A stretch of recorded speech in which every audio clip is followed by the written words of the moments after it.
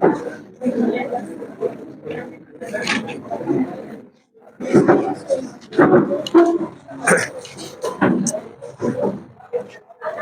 अपने जो बात कर रहे थे वो बात कर रहे थे अपने, एक तो बादली की बात की थी हमने, और एक हमने बात की थी कल आबे पटकी।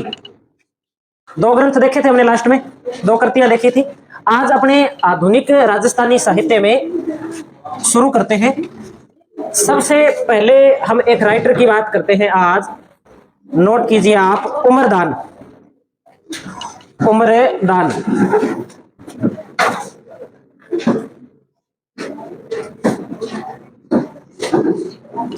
उमरदान की बात करते हैं अपने। उमरदान ने क्या कहा? तो उमरदान प्रारंभ में साधु थे। कौन से साधु थे? राम स्नेही साधु थे। राम स्नेही साधु थे। बाद में क्या हुआ कि एक बार इन्होंने साधुओं के द्वारा भ्रष्टाचार करते हुए देखा गया, यानी कि कुछ ऐसे कार्य करते हुए देखा गया उनको कि जिसके कारण इनका साधु जीवन से जो मन है वो उचट गया। उचटने का मतलब है कि अब इनको जो साधुओं के प्रति जो सम्मान था वो सम्मान इनके मन में अब नहीं रहा। इन्होंने कुछ ग्रंथों की रचना की। जैसे एक ग्रंथ मिलता है दारूरा दोष। दारूरा दोष, अमलरा अवगुण। एक इनका ग्रंथ मिलता है भजनरी महिमा। भजनरी महिमा। तो उमरदान ने क्या किया? एक तो इन प्रमुख ग्रंथों की रचना की, और इन ग्रंथों के अलावा जो भी भ्रष्ट साधु थे उनकी इन्होंने कड़ी आलोचना की। किस प्रश्न आ सकता है कि किस लेखक ने जो साधुओं की, जो भ्रष्ट साधु है उनकी कड़ी आलोचना की है? तो राइटर कौन है? उमरदान। तो हम इसमें दो बात नोट करते हैं। एक तो हम नोट करते हैं कि भ्रष्टाचारी साधुओं की इन्होंने क्या की? कड़ी आलोचना की। भ्रष्टाचारी साधुओं की कड़ी आलोचना की। और एक हम बात करें इनके बारे में, 1899 ईस्वी में एक अकाल पड़ा था, जिसे किस नाम से जानते हैं? छप्पनिया अकाल के नाम से जानते हैं। विक्रम संवत 1956 के अंदर एक अकाल पड़ा था जिसे छप्पनिया अकाल के नाम से जाना जाता है। उस छप्पनिया अकाल का वर्णन किस विद्वान ने किया है या किस लेखक ने किया है? तो उमरदान ने किया है। ये बात हम नोट करते हैं। तो लिखेंगे 1899 ईस्वी के छप्पनिया अकाल का वर्णन किया। अकाल का वर्णन किया। 5 बातें हैं बड़ी बड़ी जो हमें याद रखनी है कि उमरदान राम स्नेही साधु थे। इन्होंने भ्रष्टाचार जो साधु थे उनकी कड़ी आलोचना की थी। छपनिया अकाल का अपनी पुस्तकों में वर्णन किया था। और प्रमुख इनकी जो पुस्तकें हैं जो बार बार पूछी जाती है, दारूरा दोष, अमलरा अवगुण और भजनरी महिमा। ये बात हमें उमरदान के बारे में याद रखनी है। अब अगले राइटर पढ़ते हैं अपने, ये नोट कीजिए आप।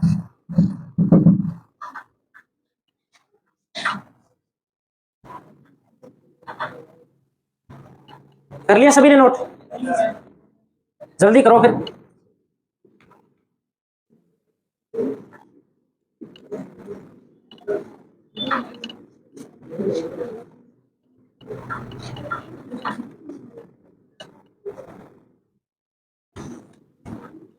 अगले राइटर की बात करते हैं अपने,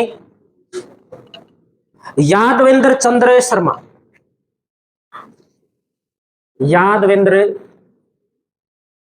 चंद्र शर्मा। यादवेंद्र चंद्र शर्मा बीकानेर के रहने वाले थे। कहां के रहने वाले थे? बीकानेर के रहने वाले थे। प्रमुख ग्रंथों की बात कर लेते हैं। प्रमुख ग्रंथ या पुस्तकें कौन कौन सी पुस्तकें हैं इनकी, तो नोट करते हैं अपने। एक इनकी पुस्तक है, पुस्तक का जो नाम मिलता है वो नाम मिलता है जनानी ड्योढ़ी। जनानी ड्योढ़ी।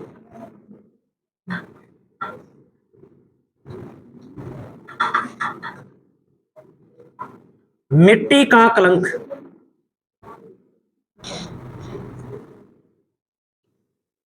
हूं गोरी किणे टीवरी, हूं गोरी किणे टीवरी। और नोट करते हैं, मेहंदी के फूल, मेहंदी के फूल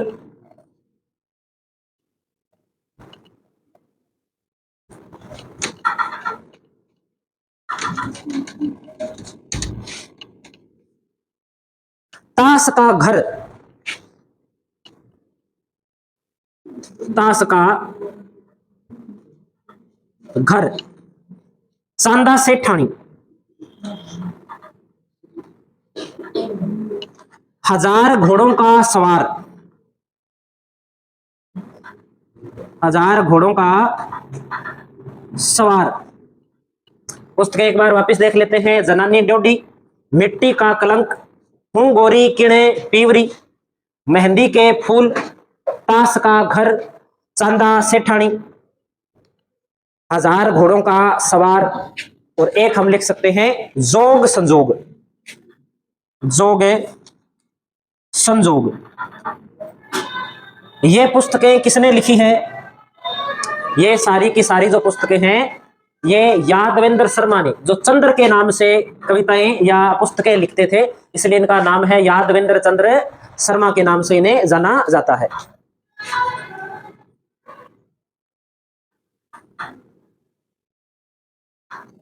वैसे तो ये सारी पुस्तकें इंपॉर्टेंट है, सारी ही किताबें इंपॉर्टेंट है, बार बार कोई ना कोई पुस्तक है वो पूछी जाती है इसमें। एक बात हमें नोट करें इसमें, तो यादवेंद्र चंद्र शर्मा ने सामंती जीवन की कहानियां, यानी कि राजाओं के टाइम की जो कहानियां है ना, उनका वर्णन ज्यादा किया है। तो एक बात हम नोट लगा के लिख देते हैं कि इन्होंने अपनी पुस्तकों में, अपनी पुस्तकों में सामंती जीवन का वर्णन किया। इन्होंने अपनी पुस्तकों में सामंती जीवन का वर्णन किया है, जिनमें ये दो पुस्तकें इनकी सबसे ज्यादा क्या है, प्रसिद्ध है, मेहंदी के फूल और हूं गोरी किणे पीवरी। इस पुस्तक में जो मेहंदी के फूल है, इसमें एक नव विवाहित जोड़े के बारे में थोड़ा सा जिक्र किया गया है कि एक लड़का होता है, बचपन में उसकी शादी हो जाती है और बाद में क्या है, वो अपनी पत्नी को लाने के लिए ससुराल जाता है। ससुराल जाता है तो हाथ में तलवार लेके बढ़िया कपड़े पहन के जाता है, बस के अंदर जाता है, कोई घोड़ी गाड़ी नहीं लेके जाता, पर्सनल गाड़ियां नहीं होती थी उस समय, ट्रक के मुंह वाली बस होती थी, उसमें जाता है ना। तो कहते हैं कि उस समय डाकू लोग रहते थे, जब ये अपनी पत्नी के साथ में आ रहा था तब रास्ते में डाकू आ जाते, बस को घेर लेते, और उसी बस के अंदर एक सेठ बैठा होता है और एक सेठ की लड़की होती है जिसने बहुत सारे गहने पहन रखे होते हैं। डाकू क्या करते हैं, उस लड़की के गहने हैं उन्हें लूटने का प्रयास करते हैं अभी तक। और उस बस की पीछे वाली सीट पर वो नवविवाहित जोड़ा बैठा होता है, जिसके हाथ में क्या होती है, तलवार होती है। सारे उस सारे तमाशे को देख रहे होते हैं, उस लड़की के गहने छीन रहे होते हैं डाकू, और सारे बस के अंदर चुपचाप बैठे होते हैं, उस दृश्य को देख रहे होते हैं। तभी वो लड़की बोलती है कि ये तलवार है या खिलौना है, क्या है ये? तब वो उसका पति बोलता है कि ये तलवार है, कि क्या काम आती है ये? तो कहते हैं ये लड़ाई करने के काम आती है। तो अब क्या चल रही है सामने, क्या ये लड़ाई चल रही है, तो उनको भी मदद करनी चाहिए। अगर किसी एक प्रकार से कोई लड़की को परेशान कर रहा है तो उसकी मदद करनी चाहिए, लेकिन कोई भी व्यक्ति मदद नहीं कर रहा होता है। तब वो कहता है कि मैं अकेला हूं, ये डाकू है, ये ज्यादा है, ये मार देंगे मेरे को। तब वो लड़की बोलती है कि ऐसे पति के साथ जीने में भी क्या फायदा है, फिर ये मरे हुए के समान ही है ये, अगर किसी की मदद नहीं कर सकता तो।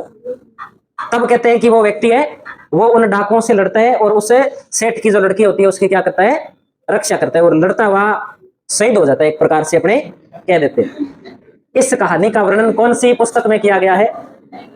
वीर अपने क्या है मेहंदी के फूल पुस्तक में किया गया है। ऐसी ही एक कहानी है, वो कौन सी पुस्तक में है?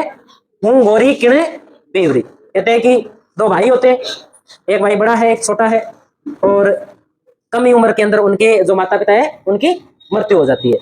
और मृत्यु के बाद में जब मृत्यु के समय जब उनका पिता होता है वो ये कह के जाता है कि अपने छोटे भाई का क्या रखना है, ध्यान रखना है। तो बड़ा भाई अपने छोटे भाई का क्या रखता है, ध्यान रखता है। कुछ समय बाद में बड़े भाई की शादी हो जाती है, तो उसकी जो पत्नी होती है उसे भी वो समझाता है कि ये मेरा छोटा भाई है, मैंने मेरे माता पिता से वादा किया है इसको पढ़ाना लिखाना है और इसको क्या करना है, कामयाब करना है।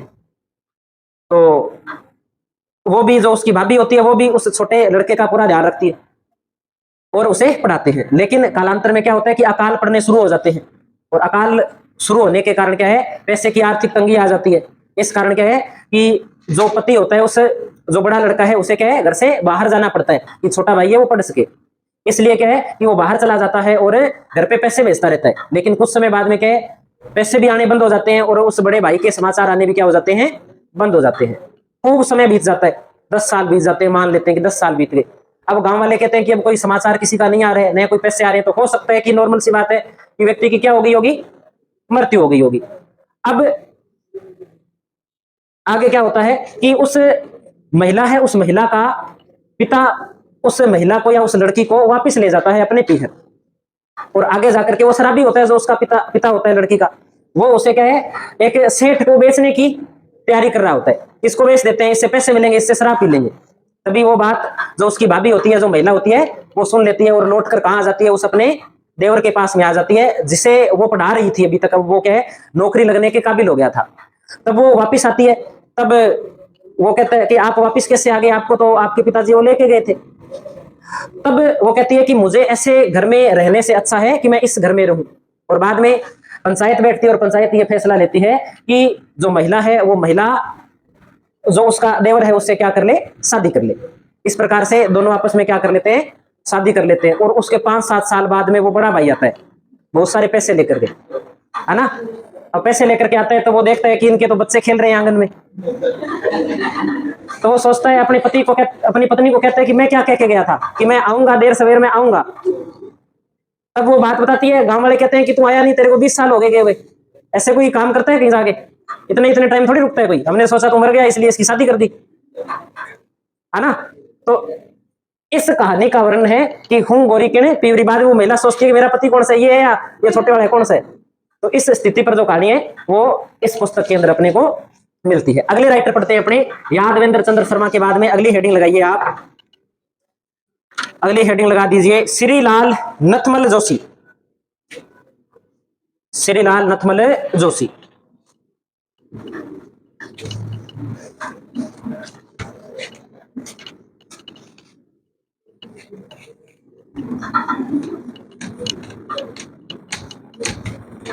श्रीलाल नथमल जोशी की अपने बात करें तो इसने भी खूब पुस्तकें लिखी है। एक पुस्तक हमने कल पढ़ी थी, कौन सी पुस्तक पढ़ी थी कल, अभय पटकी। तो इनकी पुस्तकों की चर्चा करते हैं। एक पुस्तक है अभय पटकी, जिसमें विधवा जो विवाह है उसके बारे में चर्चा की गई है।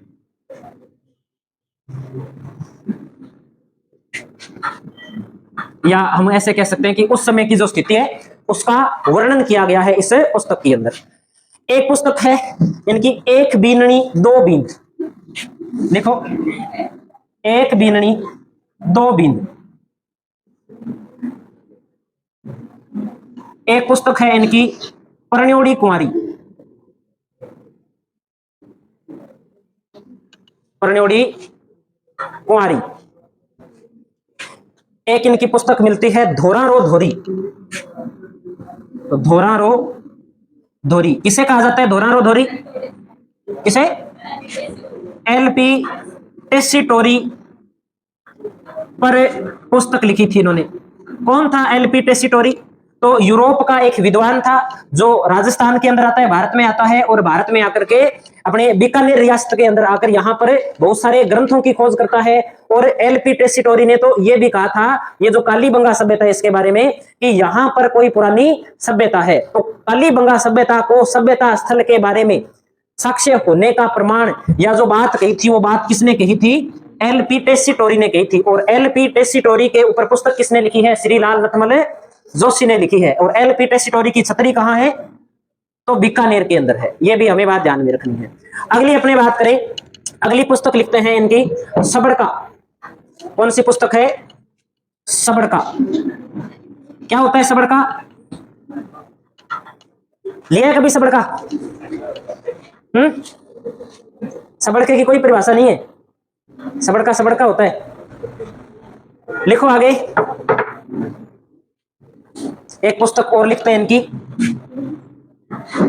मेहंदी यानी कि मेहंदी, कनीर और गुलाब, ये इनकी पुस्तकें हैं। आबे पटकी, एक बींदनी दो बींद, प्रणोड़ी कुंवारी, धोरारो धोरी, सबड़का, मेहंदी, कनीर और गुलाब, ये इनकी प्रमुख पुस्तकें हैं जो हमें ध्यान रखनी है।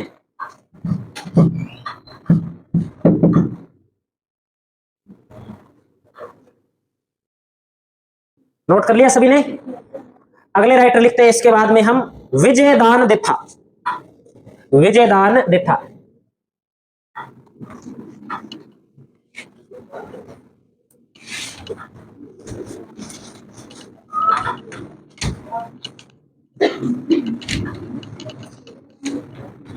ये नोट कर लिया ना सभी ने नीचे वाला? विजयदान देथा के उपनाम की अपने बात करें, विजयदान देथा, एक तो इन्हें कहा जाता है बिज्जी। क्या कहा जाता है? बिज्जी। एक इन्हें कहा जाता है राजस्थान का शेक्सपियर। ये हमें ध्यान रखनी है बात। अब बात कर लेते हैं इनकी पुस्तकों के बारे में, और एक इन्हें कौन कौन से सम्मान मिले हैं उनकी भी अपने बात करेंगे। रहने वाले कहां के थे विजयदान देथा? निवासी, कई बार पूछा गया है। तो बोरुंदा गांव के, बोरुंदा गांव, जोधपुर ग्रामीण, या हम कह सकते हैं कहां के रहने वाले थे? जोधपुर ग्रामीण के यह रहने वाले थे। और इन्हें साहित्य के बारे में कई पुरस्कार मिले हैं। तो पुरस्कार इन्हें कौन कौन से मिले हैं वो हम नोट कर लेते हैं। पुरस्कार या हम लिख सकते हैं सम्मान। एक तो इन्हें मिला है राजस्थान रत्न, एक इन्हें मिला है राव सिंहा अवार्ड, राजस्थान रत्न, राव सिंहा अवार्ड, बिहारी पुरस्कार और पद्मश्री। बिहारी पुरस्कार और पद्मश्री से सम्मानित, इतने इन्हें मिल चुके हैं पुरस्कार। राजस्थान रत्न मिला है, राव सिंहा अवार्ड मिला है, बिहारी पुरस्कार मिला है और पद्मश्री इन्हें मिला है 2007 के अंदर। ये सबसे ज्यादा इंपॉर्टेंट है, 2007 में मिला है पद्मश्री। अब बात करते हैं इनकी पुस्तकों की। विजयदान देथा की पुस्तकें कौन कौन सी है? सबसे इंपॉर्टेंट पुस्तक है बातारी फुलवारी। बातारी फुलवारी,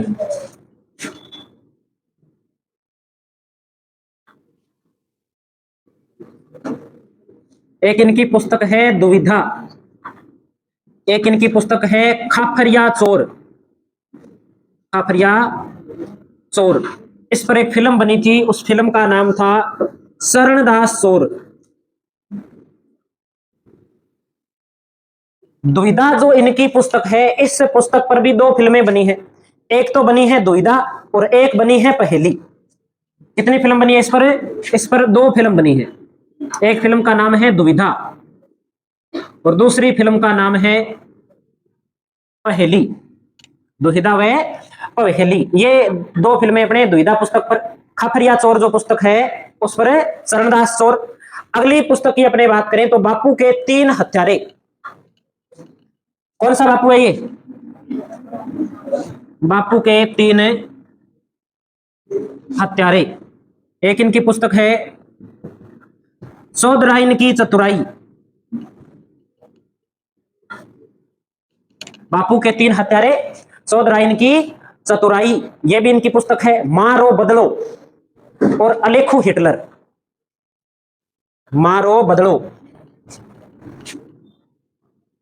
मारो बदलो, और एक पुस्तक है अलेखू हिटलर।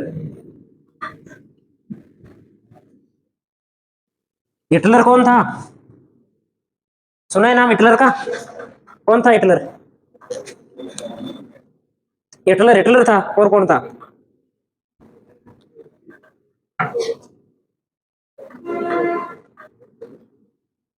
कर लिया नोट क्या सभी ने? इस साइड वाला, इधर वाला। क्या हो गया? ऐसा क्या हो गया भाई? पीछे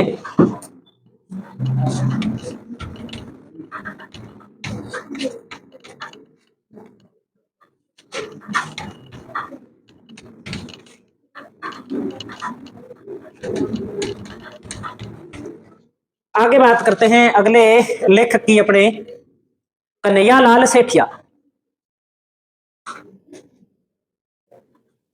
कन्हैयालाल सेठिया की हम बात कर लेते हैं। कन्हैयालाल सेठिया, तो देखो कन्हैयालाल सेठिया की अपनी बात करें तो एक तो ये भी राजस्थान रत्न से सम्मानित हुए हैं। यह भी 2004 के अंदर पद्मश्री से सम्मानित हो चुके हैं। इनकी पुस्तकों की भी अपने जरूर चर्चा करेंगे। सबसे पहले बात करते हैं कि इनका जन्म कहां हुआ और ये निवासी कहां के थे, है ना? तो लिखिए जन्म 1919 सुजानगढ़ चूरू में। 1919 सुजानगढ़ चूरू में इनका जन्म हुआ। कौन कौन से सम्मान मिल चुके हैं इन्हें? तो राजस्थान रत्न मिल चुका है, एक तो राजस्थान रत्न मिला है, और एक इन्हें 2004 के अंदर जो सम्मान मिला है वो है पद्मश्री। पद्मश्री 2004 में मिला है, ये बात में याद रखनी है। पद्मश्री 2004। अब इनकी पुस्तकों की बात कर लेते हैं कि इनकी पुस्तक कौन कौन सी है। तो आप पहले तो मुझे ये बताइए कि राजस्थान का राज्य गीत कौन सा है? केसरिया बालम है या धरती दोरारी है? कौन सा है? धरती दोरारी वाले कौन कौन है? केसरिया बालम वाले कौन कौन है? और धरती दोरारी कोई नहीं है? चलो ठीक है, तो लिखते हैं पुस्तकें। एक तो इनकी पुस्तक है पाथल एवं पित्थल, या पित्थल एवं पाथल लिख लो, या पाथल एवं पित्थल लिख लो, कोई फर्क नहीं है इसमें। ठीक है, पाथल कौन है इसमें? महाराणा प्रताप। और पित्थल कौन है? पृथ्वीराज राठौड़। तो ध्यान रखना, इस पुस्तक के अंदर या इस कविता के अंदर जो भी कल्पना है वो सारी की सारी कल्पना ही है, सच्चाई नहीं है। ऐसे इस कविता को लेकर के ऐसे नहीं सोचना है कि महाराणा प्रताप ने ऐसा कहा होगा या पृथ्वीराज राठौड़ ने ऐसा कहा होगा, है ना? तो ये इसके अंदर जो की गई है वो क्या की गई है? कल्पना की गई है, हकीकत नहीं है। ये बात हमें ध्यान में रखनी है। इसमें वही तो बात है कि महाराणा प्रताप का बेटा होता है, बेटे का नाम क्या होता है? अमर सिंह होता है। महाराणा प्रताप जंगल में रहते हैं, महाराणा प्रताप इधर उधर से घास फूस लेकर के आते हैं, उससे एक रोटी बनाते हैं, और वो रोटी किसको खिलाने के लिए होती है? अमर सिंह को खिलाने के लिए होती है। तभी एक रोई बिल्ला आता है। हाँ, रोई बिल्ला जानते हो, जो जंगल के अंदर बिल्ली रहती है ना, वो बिल्ली से थोड़ा सा बड़ा लगता है देखने में, रोई बिल्ला होता है वो आता है और वो रोटी लेकर के भाग जाता है। तब अमर सिंह कहते हैं, रोने लग जाता है। जब अमर सिंह रोता है तो महाराणा प्रताप भी उससे क्या हो जाते हैं? दुखी हो जाते हैं। और महाराणा प्रताप उसके बाद में उस कविता के अंदर वर्णन मिलता है कि मैं किसके लिए भटक रहा हूं, जब मेरे बेटे को एक टाइम का खाना ही नहीं मिल रहा, तो मुझे फिर ऐसे स्वाभिमान की क्या जरूरत है। यानी कहते हैं कि महाराणा प्रताप भावुक हो जाते हैं और कहते हैं कि अकबर को संदेश लिख देते हैं कि मैं आपकी अधीनता स्वीकार करने के लिए तैयार हूं। जो एक कल्पना है, वास्तव में ऐसा नहीं हुआ था कोई। और बाद में जब अकबर कहते हैं इस कहानी के अनुसार कि अकबर वो पत्र देखता है तो वो भागा भागा किसके पास में आता है, इस पृथ्वीराज राठौड़ के पास में आता है। और पृथ्वीराज राठौड़ के पास में आकर के और इसे वो पत्र देता है कि पढ़ तू इसमें क्या लिखा है। तब कहते हैं कि पृथ्वीराज राठौड़ इस पत्र को पढ़ते हैं, तब कहते हैं कि अकबर को कहते हैं कि ये पत्र मुझे क्या है सही नहीं लग रहा, डुप्लीकेट हो सकता है, किसी और ने भेजा होगा, मैं इसको क्या है इसकी एक बार वास्तविकता चेक करना चाहता हूं कि सही है या नहीं है। तब कहते हैं कि पृथ्वीराज राठौड़ महाराणा प्रताप को एक पत्र अपने पत्र तो क्या लिखते हैं, पत्र लिखते हैं, है ना। उस पत्र के अंदर कहते हैं कि एक तू ही तो है राजपुताने का जिसका नाम लेकर के मैं शान से अपनी मूंछ पे ताव देता हूं, है ना। अगर तू ही अकबर की अधीनता स्वीकार कर लेगा तो फिर हमारी मूंछ का क्या होगा, हमारी मूंछ तो कटवानी पड़ेगी फिर, है ना। ये कहता है कि जो शेर होता है वो शेर हमेशा अलग रहता है, गिदड़ों के झुंड में नहीं रहता, है ना। इस प्रकार से क्या है। और एक बात ये कहता है कि एक म्यान के अंदर कितनी तलवार रहती है, एक ही तलवार रहती है, दो तलवार नहीं रह सकती, आप अधीनता स्वीकार नहीं कर सकते। तब कहते हैं इसमें फिर कल्पना की गई कि महाराणा प्रताप वापस पत्र लिखते हैं कि मैं अकबर की अधीनता स्वीकार नहीं करूंगा। ऐसी कुछ कहानी का वर्णन है जो एक काल्पनिक कहानी है, वास्तविक नहीं है। अगली बात लिखते हैं इसमें हम 2 नंबर पे लिखिए आप, धरती धोरारी, दूसरी रचना धरती धोरारी। एक इनकी पुस्तक है मिंजर, कौन सी पुस्तक है, मिंजर। एक इनकी रचना हम नोट करते हैं वन फूल, वन फूल। लील टांस, ये एक तो ये हमें याद रखनी है, पित्थल व पाथल वाली इंपॉर्टेंट है, एक ये भी इंपॉर्टेंट है, एक ये लील टांस वाली है किताब, ये भी क्या है, इंपॉर्टेंट है। और एक इन्होंने जो पुस्तक लिखी है उस पुस्तक का नाम है कुण जमीन रो धनी, कुण जमीन रो धनी। ये भी पुस्तक किसकी है, कुण जमीन रो धनी। तो यह पुस्तक भी किसकी है, कन्हैयालाल सेठिया की पुस्तक है, ये बात हमें ध्यान में रखनी है। तो पाथल पिथल, धरती धोरारी, मिंजर, वन फूल, लील टांस, कुण जमीन रो धनी, और एक इनकी रचना मिलती है कुकू, कुकू। ये भी हमें ध्यान रखनी है। कन्हैयालाल सेठिया ये प्रमुख पुस्तकें, इसके अलावा भी बहुत पुस्तकें इनकी जो एग्जाम में बार बार पूछी जाती है, वो 5-7 पुस्तकें हमने नोट की है। आगे चले, इसके बाद आगे हम हेडिंग लगाते हैं, इसके बाद लक्ष्मी कुमारी चुंडावत, लक्ष्मी कुमारी चुंडावत।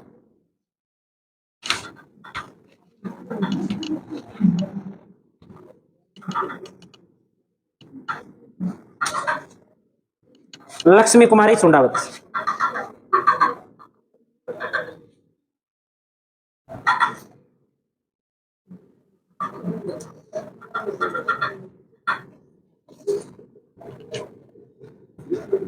सबसे पहले जो हम बात करते हैं लक्ष्मी कुमारी के बारे में कि लक्ष्मी कुमारी का जन्म कहां व कब हुआ।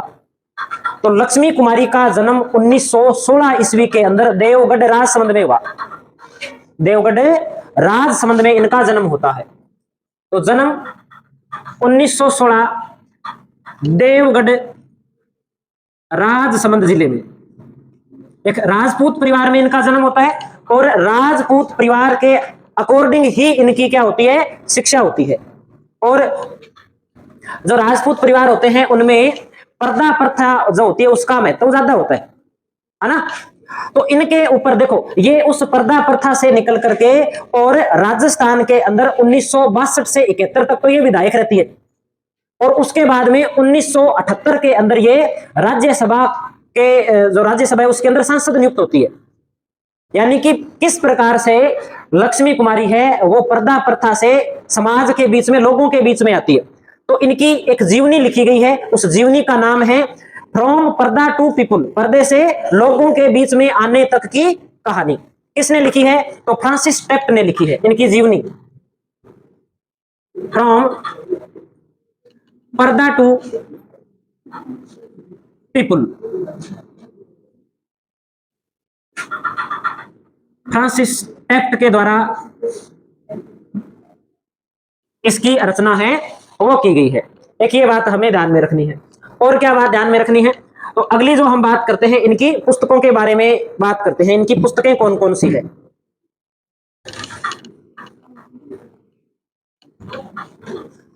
तो लिखते हैं इनकी पुस्तकें। एक पुस्तक हम नोट करते हैं, गजबन, मुमल, के रे चकवा बात, मुमल, गजबन, के रे चकवा बात, अमोलक बाता, अमोलक बाता,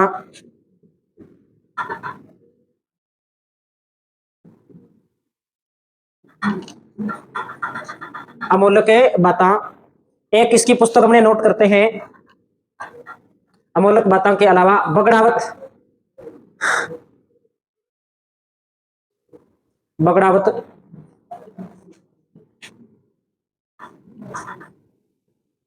ये इनकी प्रमुख पुस्तकें हैं। गजबन, मुमल, केरे चकवाबात, अमोलक बाता और बगड़ावत। एक आपको अगर याद हो तो हमने पढ़ी थी पाबू जीरी बात, जब मैंने बात या बात लिखवाई थी, शैली लिखवाई थी, तब उसमें मैंने आपको एक पुस्तक लिखवा दी थी, वो भी किसकी थी, लक्ष्मी कुमारी चौंडावत की थी, उसे अपने रिपीट नहीं करेंगे। तो ये इनकी क्या है, प्रमुख पुस्तकें हैं। एक पुस्तक आप और नोट कीजिए, मांझल रात, मांझल रात, ये प्रमुख इनकी पुस्तकें हैं।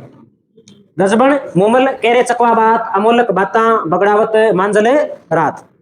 इससे पहले हमने पुस्तकें पढ़ी थी श्रीलाल नथमल जोशी की आबे पटकी, एक बींदनी दो बींद, परन्योड़ी कुंवारी, सबड़का, मेहंदी कनीर और गुलाब।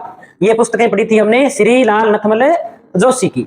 और हमने एक उनकी पुस्तक कौन सी पढ़ी थी श्रीलाल नथमल जोशी की, धोरारो धोरी, और धरती धोरारी कन्हैयालाल सेठिया, पाथल व पिथल कन्हैयालाल सेठिया, मिंजर, कुकू, वनफूल, नीलटांस, ये पुस्तकें किसकी है, कन्हैयालाल सेठिया की है। बातारी फुलवारी, दुविधा, चौधराई नरी चतुराई, और बापू के तीन हत्यारे, ये पुस्तकें किसकी है, विजयदान देथा की है। तो ये हमने नोट कर लिया। अभी टाइम हो गया या है टाइम, अभी क्या टाइम हुआ है, पूरा बज गया, चलो ठीक है, ऊपर नहीं होनी चाहिए ना, चलो आज इतना करते हैं फिर।